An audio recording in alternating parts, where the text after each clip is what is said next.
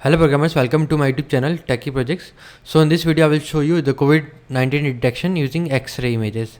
Okay, so this is the complete project folder and this is the resources folder. So let's run the project. Just python space main.py, run this Python script and it will open the software interface developed using Tkinter, and these are the WHO guidelines for COVID-19, like wash your hands, and these are the whole guidelines. Just close it. Then this is the about COVID-19 and about software. These are descriptions.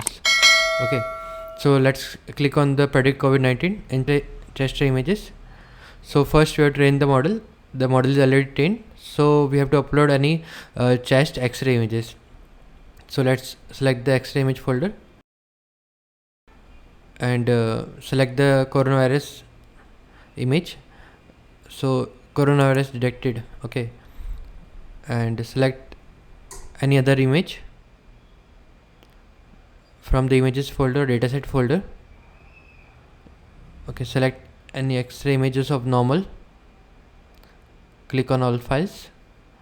Okay, select any image of X-ray.